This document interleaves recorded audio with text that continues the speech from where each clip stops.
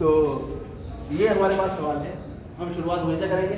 हमने पढ़ा था कि अगर कोई त्रिभुज है और उसमें कोई रेखा है जो इस त्रिभुज को दो बिंदुओं पर काटेगी भुजाओं को, तो ये बटे ये बराबर ये बटे, अब चाहे त्रिभुज को ऐसे बना दो, भुजा ये हो जाएगी तो ये बटे ये बराबर ये बटे ये, ऐसे काटेगा तो ये बटे ये बराबर ये बटे, कोई दिक्कत तो नहीं इसमें।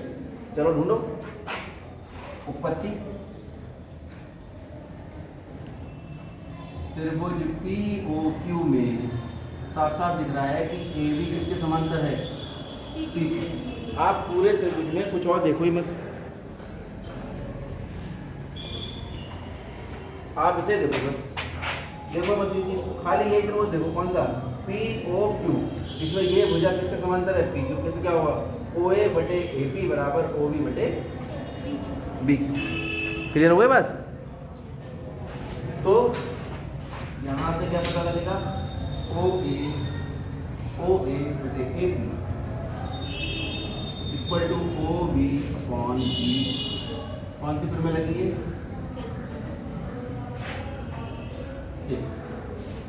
इसी प्रकार ठीक इसी प्रकार कौन से त्रिभुज में, POR में क्या हो रहा है, AC समांतर है किसके, PR। तो क्या होगा OA अपॉन AP बराबर आ जाएगा किसके, OC अपॉन। अब यहाँ साफ साफ दिख रहा है OA अपॉन AP दोनों में आ रहा है। ये भी कौन से प्रमेय से हुआ,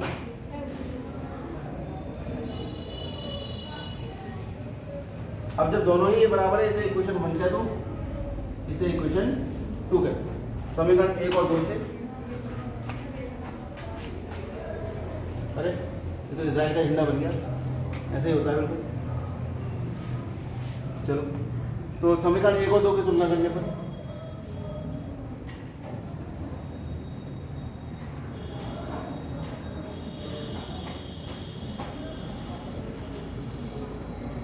करिए।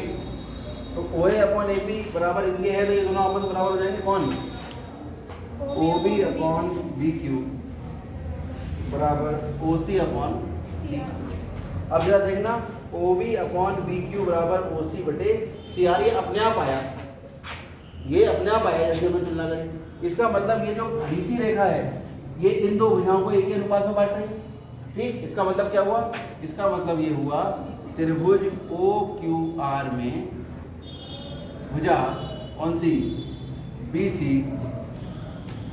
त्रिभुज की भुजाओं, या भुजा ना लिखते इसको रेखाखंड लिखो, क्योंकि प्रमेय में इसको इसका नाम लिखा गया है रेखाखंड। रेखाखंड BC त्रिभुज की भुजाओं, क्या क्या नाम है भुजाओं का, OQ और OR। OQ तथा OR को एक ही अनुपात में क्या कर रही हैं, बांट रही हैं। और अगर बांट रही है तो इसका मतलब क्या आ जाएगा कि BC जो है वो समांतर आना चाहिए किसके, QR के। और ये कहाँ से आया,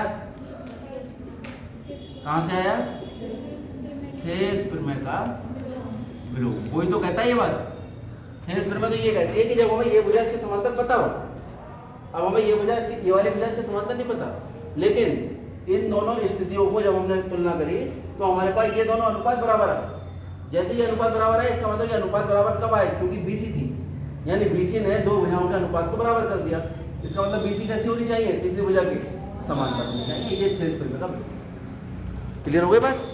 चलिए अगला देखते हैं क्वेश्चन।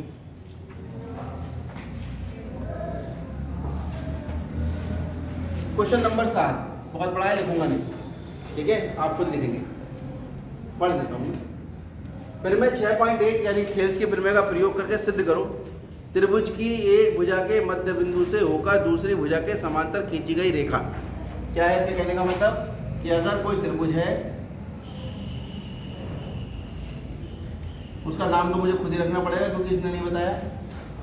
ठीक, त्रिभुज की एक भुजा के मध्य बिंदु, हमने ले लिया इसका मध्य बिंदु P। त्रिभुज की एक भुजा के मध्य बिंदु से दूसरी भुजा के समांतर खींची गई रेखा, ये रेखा आ गई जो इस P बिंदु से खींची है हमने, और किसके समांतर है? BC। किसी त्रिभुज की एक भुजा के मध्य बिंदु से दूसरी भुजा के समांतर खींची गई रेखा तीसरी भुजा को समद्विभाजित करती है। ये तीसरी भुजा है। तो ये कह रहे हैं कि सिद्ध करो कि ये वाली भुजा जो है वो इसके बराबर है। ये हमें सिद्ध करना है। और क्या क्या जानकारी हमारे पास है, क्या क्या ज्ञात है?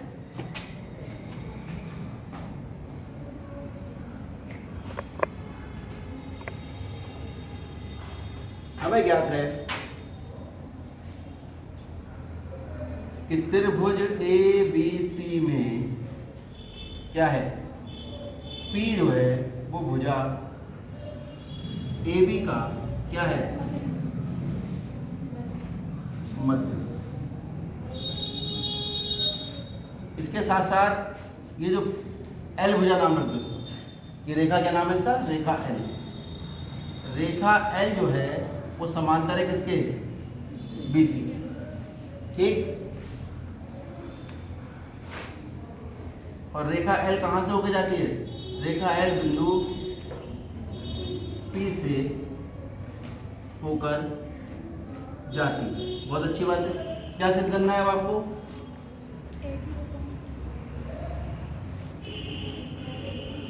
आपको सिद्ध करना है कि ये जो समांतर रेखा आपने इसके खींची इस बिंदु से, वो तीसरी भुजा को जहां भी काटती है वो इसका मध्य बिंदु होता है। यानी AQ बराबर सिद्ध करना है किसके, Q से।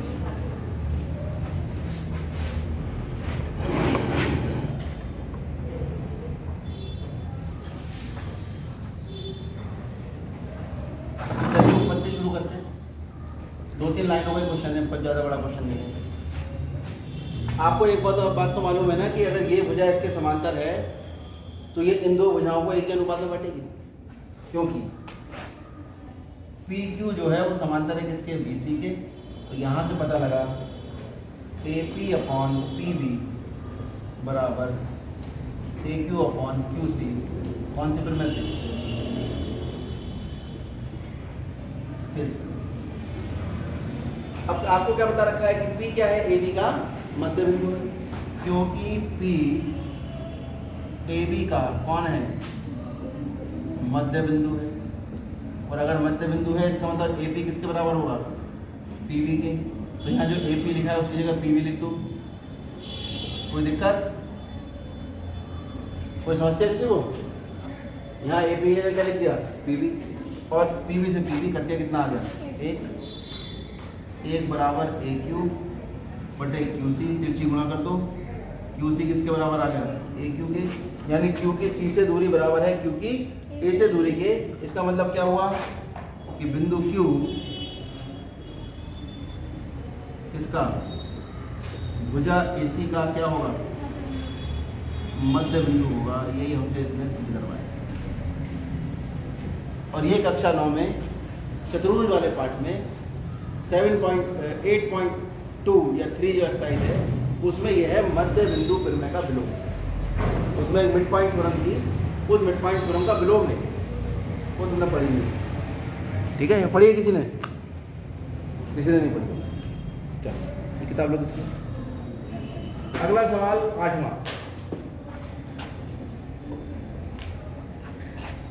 परिमेय 6.2 का प्रयोग करते हुए सिद्ध करो एक त्रिभुज की दो भुजाओं के मध्य बिंदु को मिलाने वाली रेखा। क्या सिद्ध करना है कि अगर हमारे पास एक त्रिभुज है, इसका नाम ABC है, इसकी दो भुजाएं हैं AB और AC।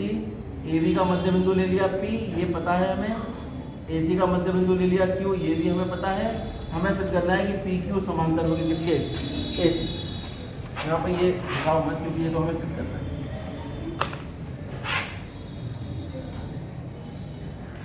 क्या ज्ञात है हमें, त्रिभुज ABC में AP बराबर PB और AQ बराबर QC। क्या सिद्ध करना है हमें,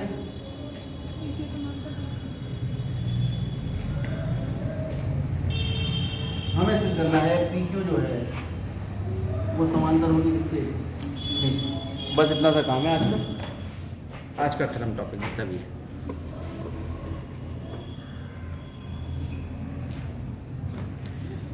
तो ऊपर से देखते हैं, क्योंकि P भुजा AB का क्या है, मध्य बिंदु, ये हमें बता दिया गया है। तो AP किसके बराबर होगा, PB। AP किसके बराबर होगा, PB।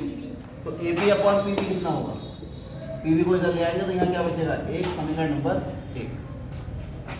और वैसे भी अगर P AB का मध्य बिंदु है तो AP और PB का अनुपात एक ही आएगा, क्योंकि जब दोनों बराबर होंगे तो एक दूसरे से कट जाएंगे। इसी प्रकार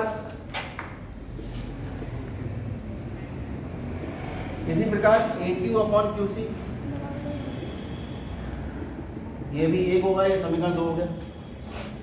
अब दोनों जब एक के बराबर हैं तो तुलना कर लो, समीकरण 1 तथा